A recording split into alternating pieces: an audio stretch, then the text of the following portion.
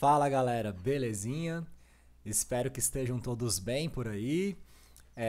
Eu venho nessa aula dar continuidade àquele assunto que a gente começou a abordar na última aula, então essa é a segunda aula vinculada a esse tópico, notação indicial. Na aula passada eu basicamente introduzi a ideia dessa ferramenta, né?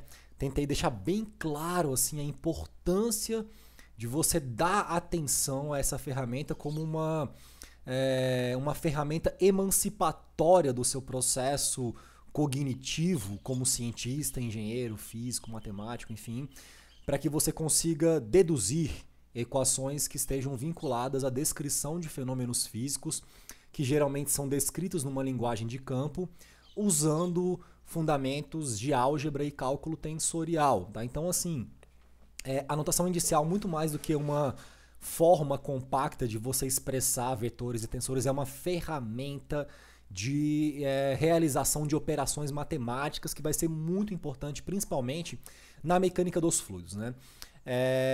Mas ela transcende a própria mecânica dos fluidos. Geralmente, quando você vai estudar esse assunto num nível de pós-graduação, isso vem num curso ou em livros de mecânica dos meios contínuos, mecânica do contínuo e tal, né? Que é essa ciência, essa sub-área da física que estuda a relação entre tensão, deformação na descrição do movimento de meios ditos contínuos, tanto fluidos quanto sólidos. Então é uma ferramenta muito importante que vai ter grande potencial de aplicação na solução de problemas de engenharia física, principalmente vinculadas ao contexto descricionário do movimento de meios ditos contínuos. Como a gente está entrando nesse módulo 2 do curso, que vai falar sobre convecção, e convecção é um mecanismo de transporte de calor que está vinculado intrinsecamente à presença de um escoamento, eu não tenho como fugir, ainda bem, porque eu adoro esse assunto, da mecânica dos fluidos, né? Que é um dos meus assuntos preferidos, assim, né? Eu até percebo assim muito claramente em mim esse acréscimo de potência, de tesão mesmo, assim, no meu discurso, quando eu começo a falar de assuntos vinculados ao universo da mecânica dos fluidos. Então eu estou muito feliz de estar aqui entrando nesse módulo 2 do curso, porque agora as coisas que são mais familiares para mim, as coisas com as quais eu mais me identifico, os assuntos que são mais interessantes, as argumentações que são mais ricas para mim, do ponto de vista inclusive estético, vão surgir agora nessa parte 2 do nosso curso, então estou muito empolgado. E a aula de hoje é basicamente uma aula para a gente finalizar esse assunto, notação indicial. Então agora vamos minimizar a minha cara aqui, que na verdade agora desapareceu, acho que agora ela volta, beleza? Para a gente dar continuidade à parte 2 do curso, da aula, perdão, de notação indicial. Deixa eu pôr meu teclado aqui do lado, não preciso mais dele, agora eu vou usar minha mesinha e vou começar a escrever coisas. Estou fazendo um teste aqui, minha cara sumiu, como eu imaginava, ela deve voltar aqui se eu mandar mostrar, tá querendo desaparecer. Eu ainda apanho às vezes, de vez em quando, com essa tecnologia aqui de gravação de aulas. Tá vendo? Minha cara some. Deixa eu ver como é que eu posso fazer para ela não sumir. Filho, fica aqui. Volte para cá. Volte para cá. Volte, cara. Obrigado. Tá, ela vai ficar assim, enfim. Eu vou começar então a aula de hoje sem mostrar minha cara. Não vou ficar gastando muito tempo e energia aqui tentando resolver esse bug, não. Na aula passada, só pra gente recapitular então, na aula passada, a gente chegou até esse cara aqui, né? O delta IJ, que eu chamei de operador delta de Kronecker. Esse cara aqui a gente definiu, né, como sendo o produto escalar entre dois vetores de base do espaço ortonormal, respeitando a convenção soma. Então isso daqui está já atrelado, vamos pôr assim, atrelado à convenção soma. Ou seja, I e J são lidos como uma soma de 1 a 3. Então a gente pode pôr aqui I e J soma de 1 a 3. 1 a 3 porque a gente está considerando 3 dimensões do nosso espaço tridimensional. Assim. Eu estou encucado com esse lance do meu rosto não estar aqui, não é por questão egóica não, é porque eu queria entender como isso funciona, né? Todas as aulas até agora, voltou, tá vendo? Assim, não tem padrão, assim, eu não entendo o que acontece. Mas enfim, é isso. Esse cara aqui é um operador que ou ele vai valer 0, cadê? Borracha. Ou ele vale 0 ou ele vale 1. Então 0 ou 1. 1 quando I for igual a J, 0 quando I for diferente de J. A gente também viu que ele é responsável pela contração de índice. Contração de índices. Então, sempre que pintar um operador delta de Kronecker na sua equação, você vai contrair os índices. O que seria contrair os índices? É igualá-los. Ou seja, apareceu ali numa expressão assim, sei lá, A, I, B, J, delta e J. Você vai simplesmente transformar isso daqui em AI, BI, ou você escolhe AJ, BJ. Então o delta some e você iguala I a J ou JI. É nesse sentido que eu chamo de contração de índice, tá bom? O que mais? Esse cara aqui ele vai ser muito importante em operações de produto escalar. Então sempre que pintar um produto escalar, esse cara aqui vai surgir. Tem uma operação interessante que confunde muito os alunos que começam a estudar isso daqui, que é o tal do produto escalar duplo. E eu vou comentar rapidamente aqui sobre ele, porque eu acabei de lembrar, porque é um exemplo onde aparece, né, a operação de produto escalar. Né? Então, só para a gente já introduzir aqui uma nova ideia que envolve notação inicial, que envolve delta de Kronecker e que envolve operação de produto escalar, a gente tem um que a gente chama de produto escalar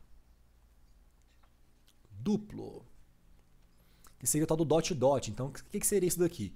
Eu posso pegar dois tensores A e pôr ele num produto duplo com tensor B, por exemplo, dot-dot. Esse cara aqui a gente chama de dot-dot ou produto escalar duplo. E como que isso aqui funciona? Em notação inicial, esse cara vai ser A, aí eu vou pegar tipo dois índices quaisquer, AB, é A, é B. Vou colocar aqui o dot-dot, aqui vai aparecer um tensor B, eu vou continuar colocando índices aleatórios, então já usei A e B, vou usar agora C e D, na ordem mesmo do alfabeto, eu costumo fazer assim. E aí aqui, esse cara, dot-dot, ele vai ser operado, aplicado em cima dos vetores de base.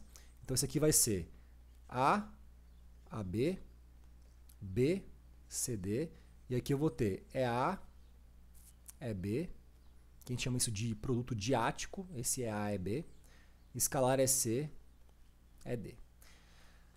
Essa operação ela é realizada entre os vetores de base na ordem em que eles aparecem na minha conta. Tá? Então aqui se eu tivesse que fazer essa conta aqui, só para dar como exemplo, e aí eu vou aproveitar a aula de hoje assim para ir dando alguns exemplos, conforme eu for lembrando, de operações novas que vão surgindo nesse contexto de álgebra tensorial e tal, que muitas vezes não são frequentes ou comuns para os alunos de graduação em engenharia, mas que vão pintar naturalmente no processo dedutivo das equações de balanço, equações constitutivas clássicas da mecânica dos fluidos, transferência de calor, mecânica dos meios contínuos, sempre que eu estiver nesse contexto de descrição de escoamentos. Isso aqui vai ser importante, tá? Essa matemática nova. Então, A dot dot B, a gente chama de dot dot geralmente, vai ser então, só para deixar aqui a coisa organizada, A, AB, eu adoro fazer esse tipo de continha, velho. É A, é B, dot dot, é C, é D. Como que isso aqui funciona? Você vai fazer um chuveirinho aqui, primeiro com primeiro, segundo com segundo, e esse cara aqui vai ser transformado em EA dot é C, aí você pode pôr aqui num parênteses, e EB dot é D. Aí isso daqui vão virar 2 deltas de Kronecker. Esse cara vira delta AC, esse cara vira delta BD. E aí a expressão aqui vai ficar então A, B, B, C, D, delta AC, delta BD. Mas já vimos na aula passada que o operador delta de Kronecker é um operador responsável pela contração de índices. Então ele vai igualar os índices vinculados àqueles que aparecem nele. Então aqui A vira C, então eu estou aqui AA, e o B vira D. Então eu vou manter A e B. Então esse C vai virar A e esse D vai virar B. Isso seria o A dot dot B em notação indicial. Onde que isso aqui aparece? Aonde que isso aqui, velho, tem aplicação? Por que essa porra existe? É a pergunta que você poderia se fazer. Então, para dar um exemplo aqui, para você não ficar viajando, falando, caralho, esse bicho acabou de inventar uma operação nova para mim, tá querendo fuder a minha vida, velho. Não é isso. Exemplo. Você vai lembrar, por exemplo, que em vetores eu tinha, às vezes, que definir, por exemplo, o módulo de um vetor, né? Então vamos supor que eu esteja lidando com o módulo de um vetor. Já vimos que o módulo é uma grandeza média representativa que te dá uma noção da ordem de magnitude de um vetor. Um vetor é uma grandeza física que demanda 3 informações numéricas, uma para cada direção, para ser descrita num espaço tridimensional. O módulo dele é uma média. Lancei essa caneta a 50 metros por segundo. Isso é uma média, né? Na verdade, ele pode ter, sei lá, 50 metros por segundo só na direção X, então eu lancei ela como um projétil assim. Ou se eu lancei assim, ela vai ter uma componente na direção, sei lá, X, outra na direção Y, mas a média seria 50 metros por segundo, por exemplo. Isso seria o módulo. Como eu calculo o módulo de um vetor? Se o vetor é A, o módulo de A, geralmente vem com essa simbologia, ele vai ser a raiz quadrada do produto interno de A por ele mesmo. Isso aqui é como se fosse uma média, né? Um pitágorazinho que você faz ali. Você soma os quadrados dos catetos e tira a raiz. Isso aqui seria o módulo de um vetor. Se eu estivesse falando, por exemplo, de um módulo de um tensor, a ordem de magnitude típica da tensão num ponto, mesmo que eu tenha 3 planos, 3 direções, eu poderia usar esse produto escalar duplo para isso. Então aqui, se eu estivesse querendo pegar um tensor A de segunda ordem e quisesse computar o módulo dele, agora eu ponho 2 barrinhas, esse cara vai ser então A dot dot A elevado a meio. Esse dot dot aqui, ele vem como uma maneira, um mecanismo, um recurso que você encontrou para pegar essas 9 informações e transformar num único número, um módulo dele, um escalar. Então, A dot dot A é um escalar. Esse cara aqui, né, A dot dot B, que é AAB, BAB, é um escalar. Então essa informação também é muito importante. Vamos pôr aqui, é um escalar. Você poderia ter produtos escalares de ordem mais alta, produto escalar triplo, A dot dot dot B, dot dot dot dot, não importa. Desde que você tenha vetores de base o suficiente para fazer as contrações que vão surgir no processo por meio dos operadores deltas de Kronecker, tá? Então isso aqui é só para finalizar essa parte inicial de produto escalar, para a gente dar prosseguimento ao nosso curso. Eu acho que nesse momento, antes de introduzir o outro operador que existe em notação indicial, que é o permutador de Levi-Cevita, que a gente vai utilizar para fazer a operação de produto vetorial, eu fale rapidamente aqui sobre o operador nabla, né, o tal do operador gradiente, tal, que os alunos veem em cursos de cálculo 3.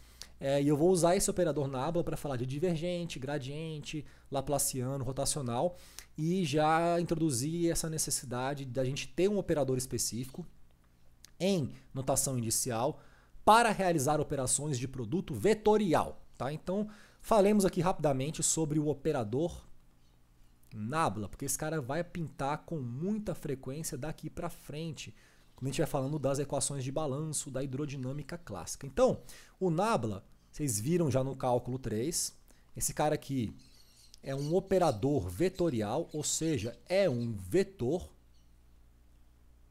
vetorial. Então, ele é um vetor. E ele é definido como sendo d dx, as derivadas parciais,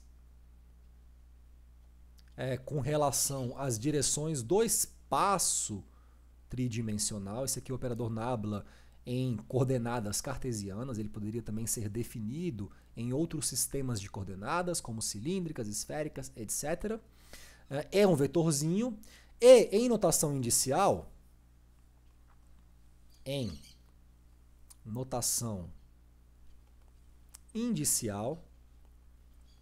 esse cara ele tem uma nomenclatura mais compacta. O nabla vai ser um d dxa é A. E aí esse cara aqui vai ser lido como uma soma em A de 1 a 3. Poderia ser A, poderia ser B, poderia ser C, poderia ser I, K, não importa o índice que eu escolha. É D, dx com relação a algum índice, Ezinho, esse índice, esse mesmo índice. O que eu posso fazer com o operador nabla? Eu, com esse operador, posso fazer várias operações em cima de outras grandezas físicas. Então, a partir do operador nabla, vão surgir outros operadores, como o divergente, o próprio gradiente, que já é o próprio operador nabla. Ele também é conhecido como operador gradiente. O que mais que vem dele? Acabou aqui o espaço? Acabou. Sei lá, eu vou ter também, vamos puxar aqui uma setinha, o laplaciano. E eu vou ter aqui, vamos puxar para cá, o rotacional. São os operadores que vão surgir a partir do operador nabla. Então vamos falar rapidamente sobre cada um deles, para a gente ver como que eles são expressos em notação indicial. Então o divergente, que é o primeiro de todos, ele vai surgir sempre que eu estiver falando de fluxo e tal. Tem até um teorema integral do cálculo 3 para isso, o teorema da divergência de Gauss, que é muito utilizado nesse processo de dedução das equações de balanço que expressam princípios físicos fundamentais numa formulação diferencial, partindo das formulações integrais, e eu vou usar isso bastante nesse curso aqui. Talvez grave uma aula sobre o teorema da divergência, não sei. Esse cara aqui é basicamente o produto escalar do nabla por alguma coisa. Então esse aqui é um produto escalar. Você pegou nabla escalar alguma coisa, isso é chamado de divergente dessa alguma coisa. Então, produto escalar. Essa alguma coisa que está aqui, ó, ela tem que ser, deve possuir ordem tensorial maior ou igual a 1. Ou seja, tem que ser pelo menos um vetor, de um vetor para cima. Eu não posso tirar o divergente de um escalar. Eu não tenho como fazer um produto escalar de um vetor por um escalar. Porque o produto escalar em si já presume a necessidade de uma contração de índices. O que tiver dentro desse parênteses aqui, ó, aqui dentro, assim, tem que ter pelo menos um vetor de base, tá? Um ezinho ali. Eu vou dar alguns exemplos aqui de cálculos de divergentes de campos tensoriais, vetoriais, usando notação indicial. Bom, esse cara aqui não é a única coisa que eu posso fazer a partir do operador nabla. Eu posso fazer outras coisas também. Então, além desse cara aqui, eu poderia tirar o próprio gradiente. O gradiente, ele consiste na aplicação do operador nabla em cima de algo, sem o pontinho aqui. E aí aqui dentro, esse cara pode possuir qualquer ordem tensorial. Eu posso tirar o gradiente de um escalar, de um vetor, do que eu quiser. Não tenho essa restrição aqui. Geralmente nos cursos de cálculo e tal, a gente assim aprende a calcular gradiente de funções escalares. Isso vai dar um vetor que aponta na direção de maior crescimento da função, é o que você aprende em cálculo 3. Mas tem muito mais coisa em torno desse cara aqui do que isso. Tá? Eu poderia tirar o gradiente de um tensor de terceira ordem. Né? Depois a gente vai ver o que vai acontecer com a ordem tensorial resultante do divergente, do gradiente, do laplaciano e do rotacional das grandezas físicas que você vai colocar aqui dentro desses parênteses. Esses caras vão surgir naturalmente nos nossos processos dedutivos. Uma outra coisa que eu poderia fazer a partir do operador nabla é calcular o próprio laplaciano de alguma grandeza. Então aqui o laplaciano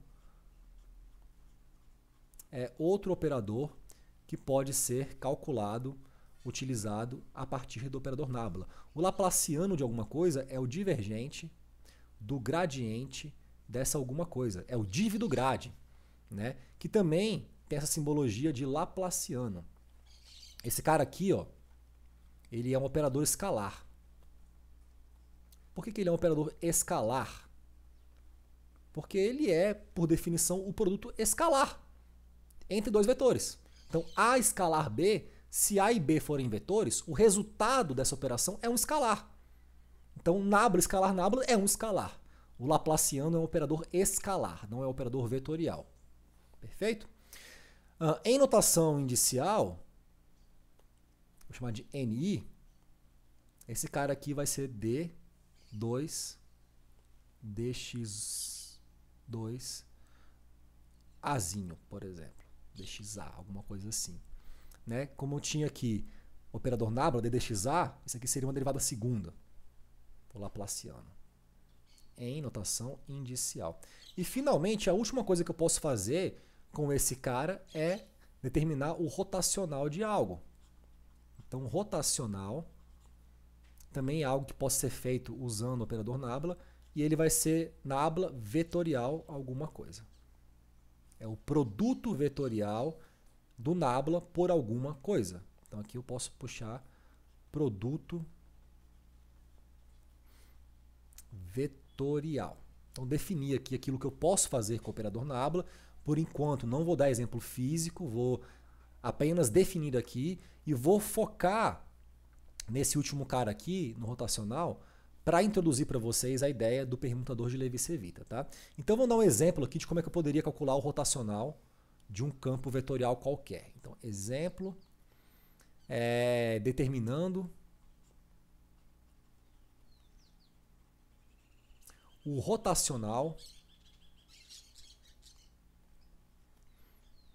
de um campo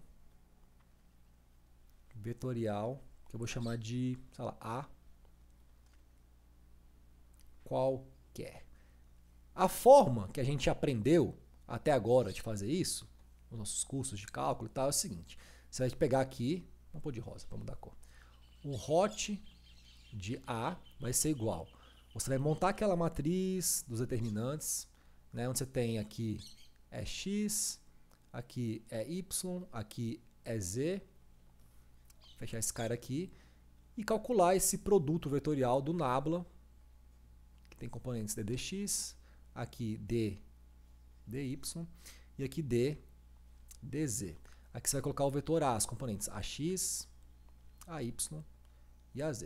Se você faz essa conta aqui, você vai ter na direção x, essa coisa aqui cruzada, esse menos esse, então você vai ter aqui dy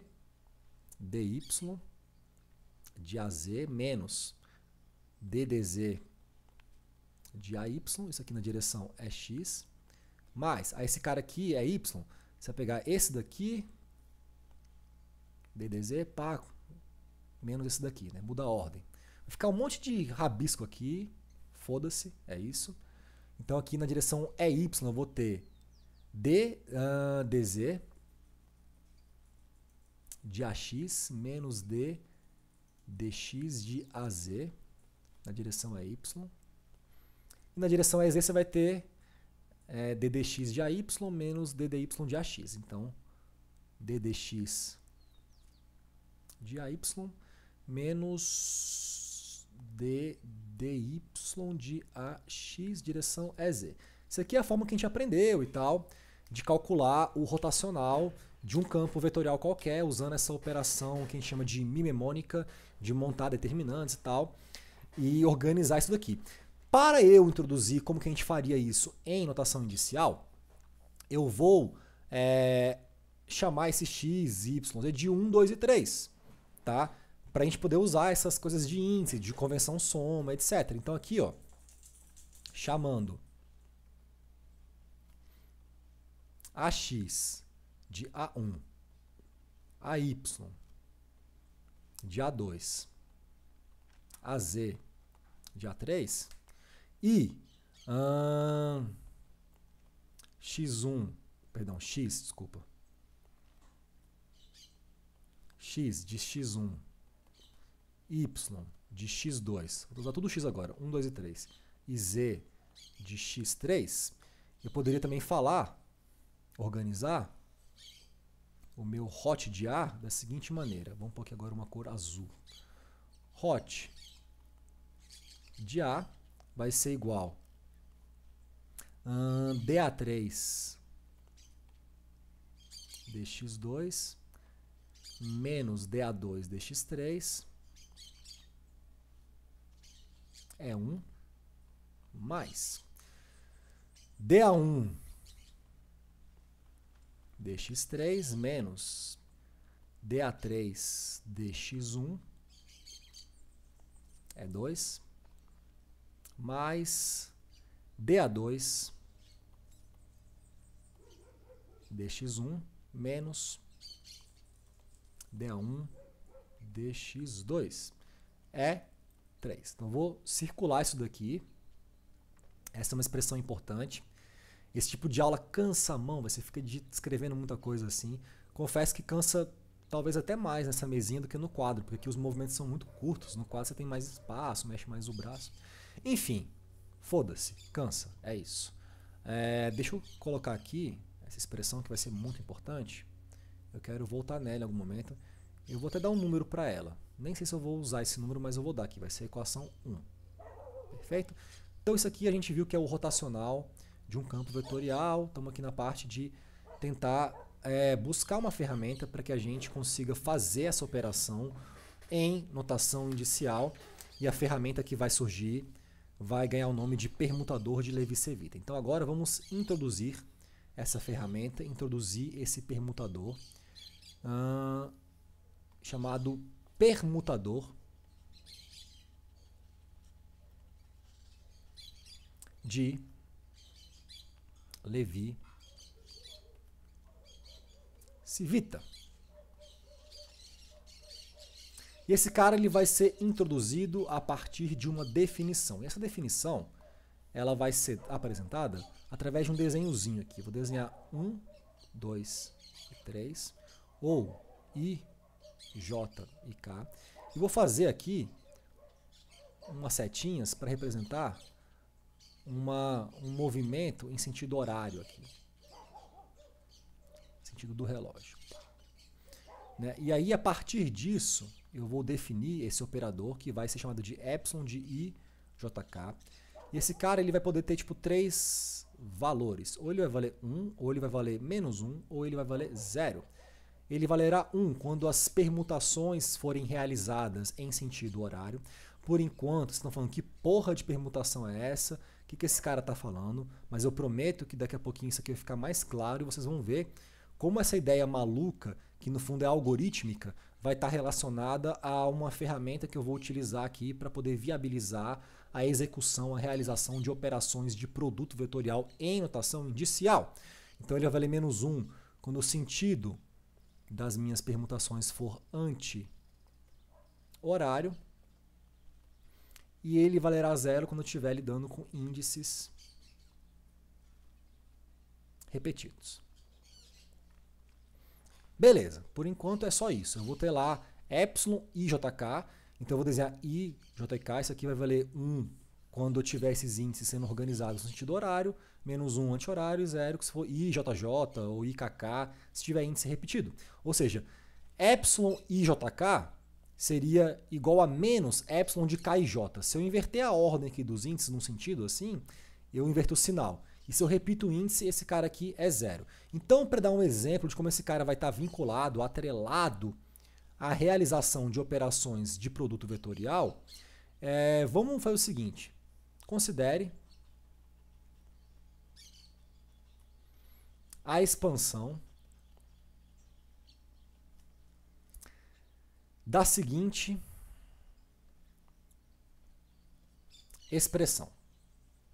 Isso em sala de aula eu faço no quadro, eu fico meia hora escrevendo no quadro, os alunos falam, caralho, esse bicho é doido, por que ele está fazendo isso? Para, pelo amor de Deus. Só para que o aluno, numa primeira abordagem, no primeiro contato com esse permutador, entenda a ideia dele. Aqui, não farei tudo aquilo que eu faço em sala de aula, dá muito trabalho, eu estou com preguiça. Eu vou fazer essa expressão aqui, pelo menos para o primeiro termo, tá? E a expressão é a seguinte: suponhamos que você queira, em notação inicial, determinar esse termo aqui, ó, dAj dxi de epsilon de i jk ek, usando a convenção soma. Então, tudo que for índice aqui, eu vou somar de 1 a 3. Que porra que vai dar isso aqui, usando aquilo que eu sei do permutador de Levi-Civita? Então, isso daqui que eu vou fazer. Eu vou fixar o k igual a 1, e aí eu vou fazer i e j variarem de 1 a 3. Isso aqui vai dar, então, dA1 dx1 epsilon 1, 1, 1. O EK eu vou colocar tipo assim em evidência, vai ficar fora do colchetes, tá? Mas agora o meu A continua valendo 1, o J vale 1 ainda, e o I vai valer 2. Então, dx2 epsilon 2, 1, 1, mais o A continua valendo 1, o J, perdão, e o I vale 3 agora, dx3 epsilon 3, 1, 1. Então, tudo isso aqui foi para J igual a 1, variei o I de 1 a 3. Agora, o J vale 2, então dA2, e eu vou variar o I de 1 a 3. dx1, epsilon 1, 2, 1, mais dA2, dx2, epsilon, cadê? 2, 2, 1. Agora, o J continua valendo 2, o I vai valer 3, dx3. Eu estou brincando para ver o que vai dar com isso daqui. Agora eu vou ter a 2x3, epsilon 3, 2, 1. Agora o meu J valerá 3, dA3, e o I vale de 1 a 3. Então, dx1, epsilon, eu estou no 3x1. Então, agora o epsilon vai valer 1, 3, 1. Eu estou consultando aqui para não precisar ficar gastando muito tempo pensando nisso daqui. 3, 1, já foi. 1, 3, 1, perfeito. Agora, dA3, dx2, epsilon 2, 3, 1, massa, mais dA3, dx3, epsilon, é isso mesmo, 3, 3, o K vale 1, então 3, 3, 1. Isso aqui, para componente é 1. Em casa, faça as outras componentes. Pá, é 2. Então, K vale 2 agora. Repete tudo isso aqui para o K igual a 2. E, finalmente, para o K igual a 3. Faz em casa isso daqui. Mas, da componente 1, repara o seguinte. Se eu aplico aqui a minha ideia do Levi-Civita, ele vai valer 0 quando índices forem repetidos. Então, tudo que tiver índice aqui repetido é 0. Então, esse cara aqui é 0. Esse cara aqui é 0, esse cara aqui é 0, esse cara aqui é 0, esse cara aqui é 0, esse aqui não é 0, esse aqui é 0, esse aqui não é 0, esse aqui é 0. Aí sobrou dois termos só. Um vai ser positivo, que eu vou pôr de azul, que é quando as permutações forem realizadas em sentido horário, ou seja, 1, 2, 3, ou 2, 3, 1, ou 3, 1, 2.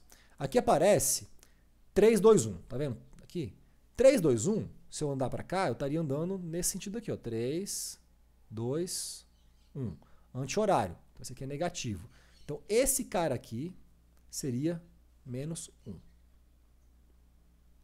E aqui aparece 2, 3, 1. 2, 3, 1 é nesse sentido aqui, ó. 2, 3, 1. Sentido positivo, sentido horário. Então, esse cara aqui, ele é positivo. De tal sorte que o termo que sobrou aqui, na direção E1, vai ser simplesmente dA3 dx2, positivo, menos esse aqui, ó, esse cara aqui que eu estou sublinhando, dA2 dx3, negativo. dA2 dx3. Isso na direção E1. Se você compara com o que a gente tinha aqui, quando a gente determinou o rotacional do campo vetorial, o primeiro termo na direção E1, ó, dA3 dx2 menos dA2 dx3. dA3 dx2 menos dA2 dx3. Esse cara aqui é a componente na direção E1 do hot de A. Se você realizar essa operação para as outras componentes, na direção E2, faça isso em casa, a expansão, para você testar, você vai ver que esse cara aqui, que é o DAJ, DXI, epsilon, IJK, EK, é igual o próprio hot de A. Só comparando o resultado que eu tenho da expansão dessa expressão aqui com aquele que eu tinha antes, quando eu calculava o hot de A usando o determinante dessa matrizinha aqui. Beleza? Então daqui eu percebo o seguinte. Suponho que você não saiba ainda que existe o Levi-Cevita, mas você quer fazer, você está teimando, essa operação aqui, hot de A em notação indicial. Como que você faria? Você pegaria o operador nabla, colocaria ele lá, DDXA é A. Esse A fica muito fechado às vezes. Pronto, perfeito. Hot, o vetor A. Então A, põe um índice B qualquer, é B. Em notação indicial, esse é um bizu geral que eu dou para vocês, a forma de realizar as operações é você colocando os zezinhos juntos, ou seja, a operação que existir ali vai ser feita entre os zezinhos. E a única operação que tem aqui é esse x, é o produto vetorial.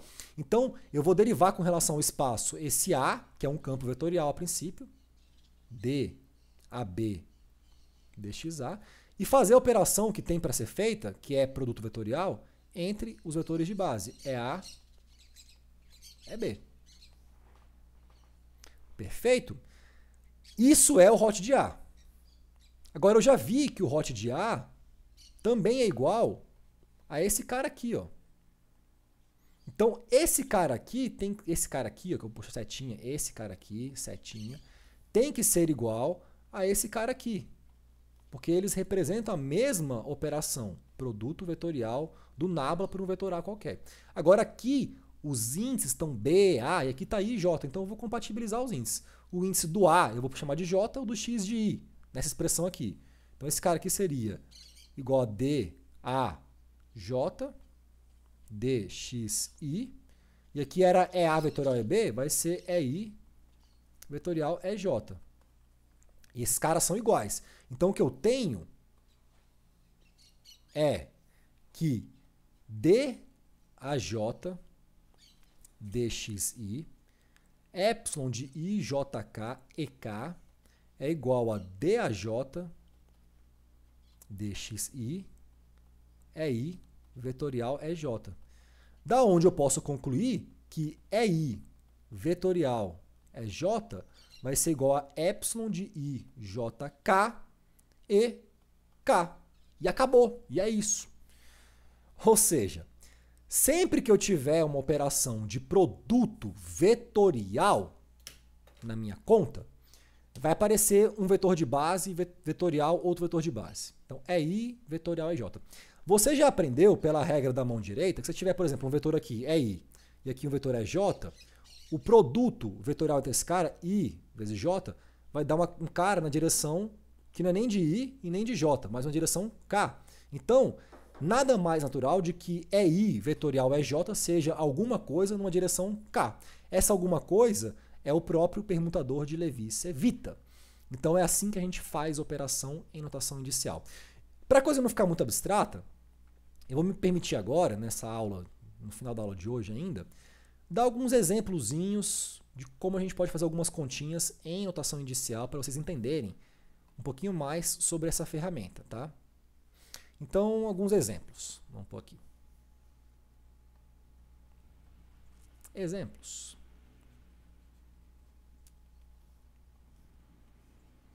De como a gente usa essa ferramenta maravilhosa, incrível, chamada notação indicial.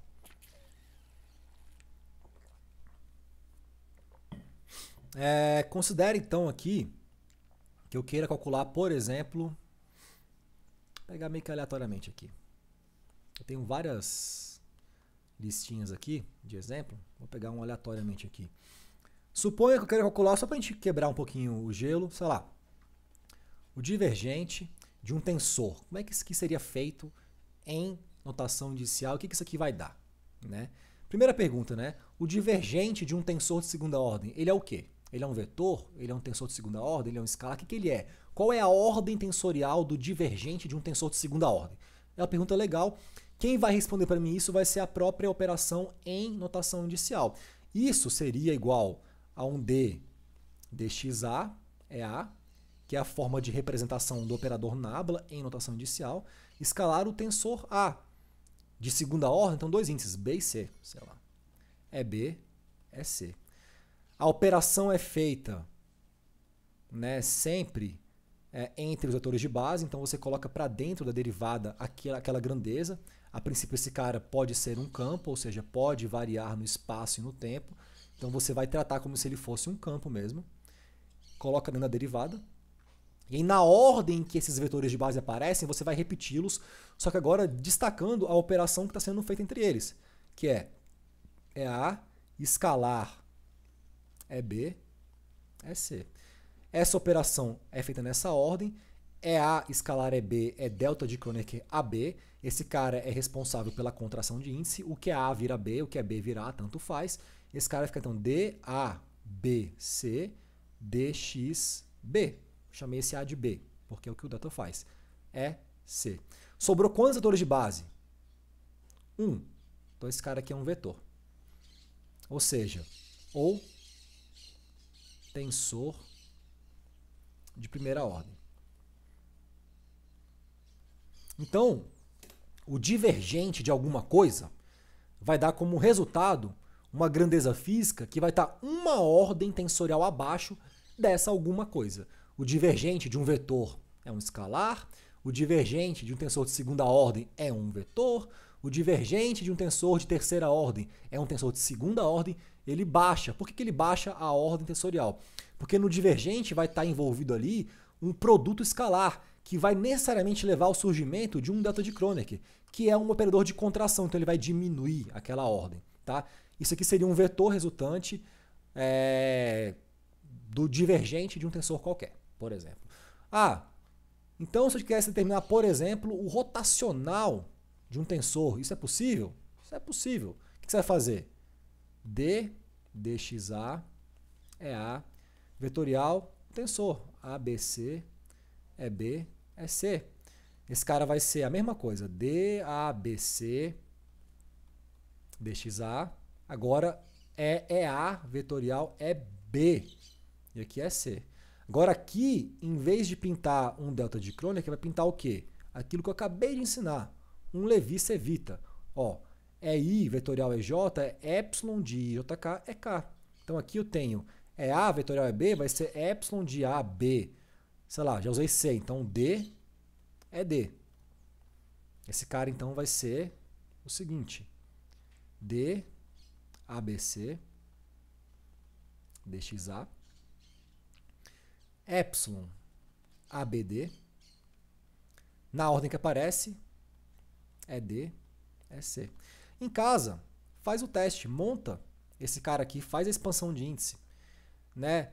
Pega só os índices que não forem repetidos, então nesse ABC, substitua por todas as possibilidades de permutações de índices, em todos os sentidos, usando 1, 2 e 3, sem repetir índice. Põe ABC, ABD, 1, 2, 3, 2, 3, 1, 3, 1, 2, coloca positivo naquilo que for sentido horário, negativo no que for sentido anti-horário e monte esse tensor. Você pode até, inclusive, representar ele numa matriz 3x3, numa matriz quadrada e tal, com 9 componentes, beleza? Agora, essa ferramenta, notação indicial, ela vai ser útil não só para você fazer essas continhas, por exemplo, né, div de alguma coisa, hot de alguma coisa, mas também para você demonstrar algumas identidades. Então, vamos dar um exemplo aqui um pouco mais sofisticado, né? 3.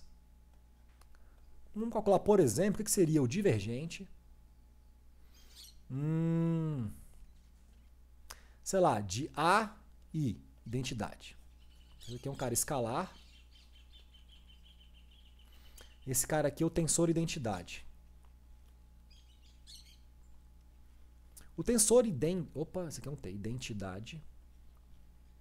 Esse tensor I, em notação indicial, você poderia representá-lo como um delta IJ é I é J. A gente já viu que esse cara vale 0 ou 1. que é a matriz da identidade. E ele é 1 quando i é igual a j, ou seja, na diagonal, e 0 quando está na não diagonal, quando i é diferente de j, quando linha é diferente de coluna.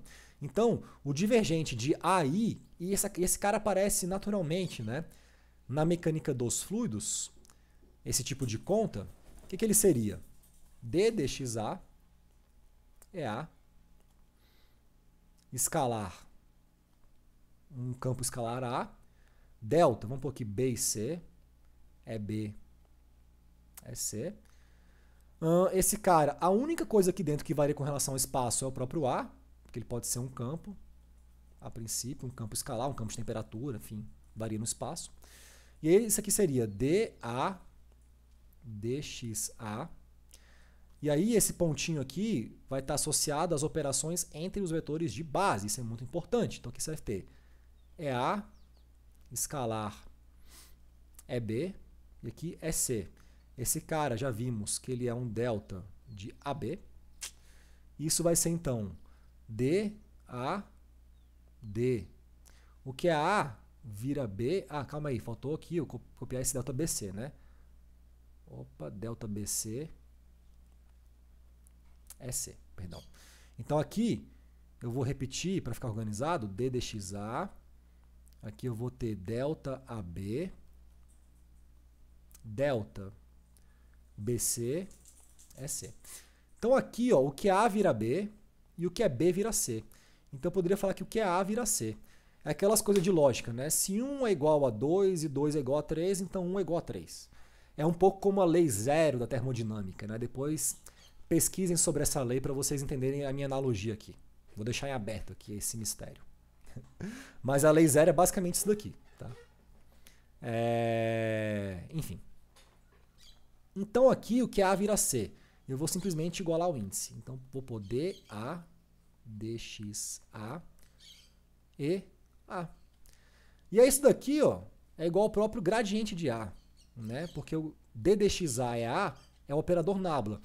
Aplicado em cima desse campo escalar A é o gradiente. Então aqui, por exemplo, calculando o div de A identidade, eu provei que o divergente de um campo escalar que multiplica o tensor de identidade é o próprio gradiente desse campo escalar. Eu estou deduzindo uma identidadezinha vetorial sem precisar decorar, né, nada de um livro texto. Eu estou fazendo a coisa lá na história. Poderia, por exemplo, né, na questão 4, prove usando notação indicial que o divergente de A, B, então aqui A é um escalar, B é um vetor, coloquei simbologia diferente, é igual a A div de B mais B escalar grade de A. Então como é que você faria isso daqui usando notação indicial? Bora resolver aqui. Div de AB, um pouquinho de verde, então. Usando notação indicial, seria D dxa é A, escalar A, B, esse B é um vetor, então tem que ter um índice, eu vou pôr C, é C. Agora aqui, esse cara é um campo escalar e esse cara é um campo vetorial. Os dois são campos, os dois podem variar no espaço. Como é que isso aqui ficaria então? Eu aplicaria a derivada com relação aos componentes do espaço em cima daquilo que pode variar no espaço e faria a minha operação entre os vetores de base. É A, escalar é B. Esse cara aqui, já vimos, vai dar um delta de Kronecker AB. Então ele vai fazer a contração do índice. Então esse índice A eu vou chamar de A ainda. Calma aí, tem uma coisa errada. C. Aqui é C, velho. Esse índice aqui é C, perdão. Então C, desculpa.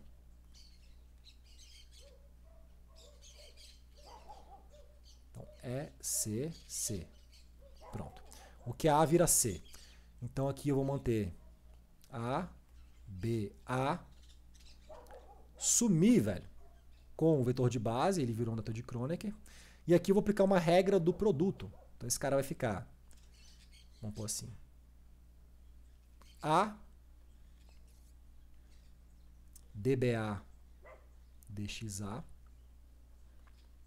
mais BA ddxa de A.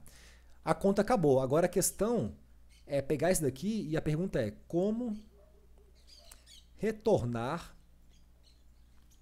a partir disso para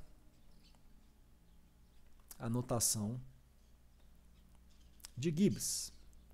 Então, essa é a pergunta, né? Eu chego no final da minha expressão, que é isso daqui. A dBA dxa mais BA dA dxa. E que porra é essa? O que que significa, né? O que que você vai fazer? Um trabalho de detetive. Você vai olhar e falar, porra, velho, que porra é essa? O que que será que isso daqui é, velho? Termo por termo. Primeiro termo. A dBA dxa. A dBA dxa. Quando você olha para isso, você vai fazer o seguinte. Esse cara aqui, o A, primeiro A, tem algum índice? É A subíndice alguma coisa? Não. Então esse cara é um escalar. É um escalar. Não tem índice. Agora, esse cara aqui, o B, ele tem um índicezinho A. Então esse cara é um vetor. Tem um índice. E esse cara que aparece aqui, o D dxa, também é um vetor, tem um índice. É um vetor. Que vetor é esse? O próprio operador nabla. E aí você vai olhar para os índices. Repara o seguinte, que o índice do B aqui, ó, e do X é o mesmo. É o mesmo índice. Esses dois vetores, depois de algum tipo de operação que foi feita entre eles, passaram a adquirir o mesmo índice. A única operação que você conhece responsável pela contração de índice é a operação de produto escalar. Então, se o índice do B é A e desse D dx também é A, isso significa que houve uma operação de contração de índice entre nabla e B. A única que existe é o divergente. Então, esse cara aqui, ele é A div de B. É o que ele é. Esse cara aqui, ó. Pá. Agora, tem outro cara que pintou aqui, ó. Que é esse segundo cara aqui. BA dA dxa. Então, a pergunta é BA dA dxa. Que porra é essa? Aí você vê, beleza, B é um vetor. Tem um índice. Agora, o índice do B é o mesmo índice do nabla aqui, ó, nessa ordem. Então, a contração não foi entre nabla e B, foi entre B e nabla, porque tem uma ordem aqui. Então, esse cara é B escalar nabla, porque tem o mesmo índice, o mesmo A aqui, aplicado ao vetor A. Então, esse aqui é B escalar grade de A. Logo, eu estou provando para vocês, por notação indicial, essa identidadezinha aqui, que div de AB, sendo A um escalar e B um vetor, vai ser A div de B mais B escalar grade de A. Que são coisas bem diferentes. Isso vem da regra do produto e dessa análise dos índices dos operadores com os vetores e os termos que possuem índice a partir da notação indicial. Tem uma relação que é uma relação muito importante em notação indicial, que eu vou deixar para vocês pesquisarem na internet a sua demonstração. Eu tenho ela e eu dou ela geralmente num curso de mecânica dos meios contínuos, que é a tal da relação epsilon delta. Essa relação aqui, ela vai surgir, ou vai ser importante, sempre que houver duas operações, vamos pôr assim, duas operações de produto vetorial.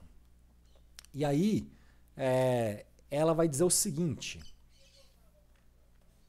que epsilon de IJK, epsilon de IPQ, vai ser igual a delta de IP delta KQ menos delta JQ delta KP. Eu estou falando isso para vocês porque eu quero passar algumas tarefas para vocês fazerem em casa, para vocês estudarem isso daqui e aprenderem. Então, para casa, você vai usar isso daqui.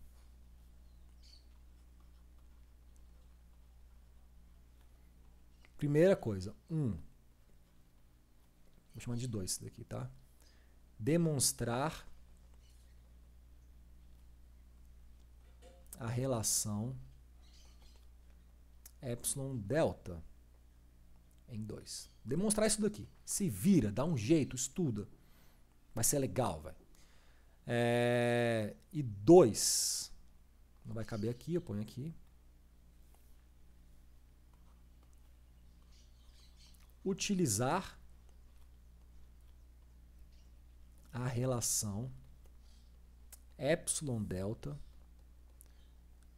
para demonstrar,